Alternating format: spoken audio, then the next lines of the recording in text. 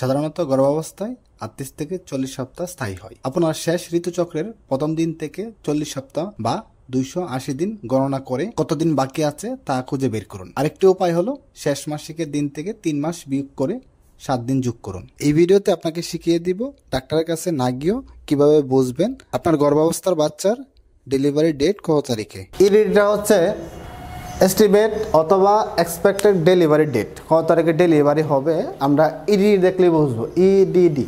তো এটা যদি আমরা বের করতে চাই তাহলে মহিলার একটা জিনিস জানতে হবে, এলএমপি জানতে হবে। এলএমপি কি? Last menstrual period. প্রথমে শুরুর তারিখটা জানতে হবে। লাস্ট মেনস্ট্রুয়াল পিরিয়ড বলতে কি, যে তারিখে তার মাসিকটা শুরু হয়েছিল। এক্সাম্পল ধরে হচ্ছে তার মাসিকটা শুরু হচ্ছিল জানুয়ারির 10 তারিখে, 10/1/2024 এই তারিখে তার মাসিকটা শুরু হয়েছিল। এই তারিখে লাস্ট মাসিকটা শুরু হয়েছিল, পরের থেকে তার মাসিক হয় নাই, সে কনসেপ্ট করছে। এখন যদি আমরা ও ইডিটি বের করতে যাই তাহলে ইডিটি বের করতে হলে আমাদের যে সূত্র করতে হবে, ইডিটি সমান হচ্ছে এলএমপি যোগ হচ্ছে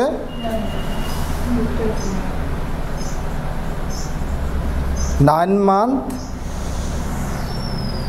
প্লাস মাইনাস 7 ডে। ঠিক আছে, ইডিটি বের করতে গেলে আমাদের এলএমপিটা জানতে হবে। এলএমপিটা কয় তারিখ, অর্থাৎ লাস্ট মেনস্ট্রুয়াল পিরিয়ডটা কয় তারিখে শুরু হয়েছিল। আমরা এক্সাম্পল ধরলাম 10 তারিখ,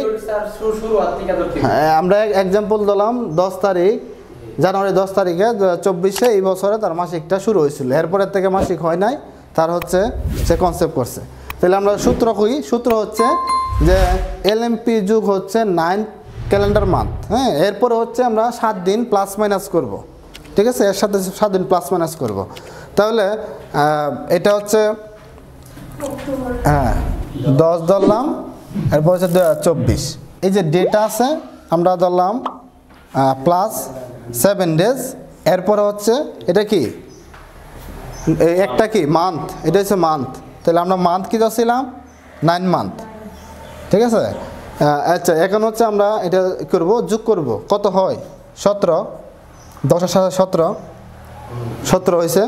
তার 9 আর 1-এ 10, এরপরে 2024 যেটা আছে এটা 24 আমরা এখানে দিব হচ্ছে। এরপরে হচ্ছে এই যে ডেটটা হবে, এই ডেটটাতে আমরা প্লাস মাইনাস 7 ডেজ করব। 7 দিন আগে হইতে পারে, 7 দিন পরে হইতে পারে।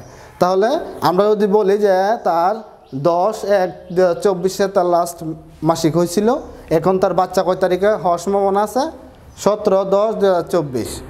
হ্যাঁ, এই তারিখের আশেপাশে, অর্থাৎ 7 দিন আগে অথবা 7 দিন পরে এই তারিখের আশেপাশে তার বাচ্চারা ডেলিভারি হবে। তাহলে আমরা যদি আবার বলি, একটু রিভিউ করিবি, তো প্রথমে আমাদের ইডিটি বের করতে হবে। ইডিটি হচ্ছে এস্টিমেট অথবা এক্সপেক্টেড ডেলিভারি ডেট। ইডিটিটা বের করতে গেলে আমাদের যেটা লাগবে সেটা হচ্ছে লাস্ট মেনস্ট্রুয়াল পিরিয়ড। অথবা অনেকে যদি বলে যে আমি তো কয় তারিখে হয়েছিল মনে নাই, খেয়াল নাই, তাহলে কাছাকাছি একটা ডেট তো সে বলবে, কাছাকাছি একটা তারিখ বলবে না, যে কাছাকাছি যদি একটা তারিখ বলে সেই তারিখে আমরা একটা আনুমানিক একটা তারিখ ধরে নিব। অথবা সে জানে যত তারিখে মাসিক হয়েছিল তত আমরা এটা ধরে নিব। এরপর হচ্ছে মাসিকের ডেটটা, মাসিকের ডেট যোগ হচ্ছে 9th calendar month plus minus হচ্ছে 7 ডেজ। এটা যোগ করলে আমরা মোটামুটি বের করতে পারবো তার নর্মাল ডেলিভারিটা কয় তারিখে হবে।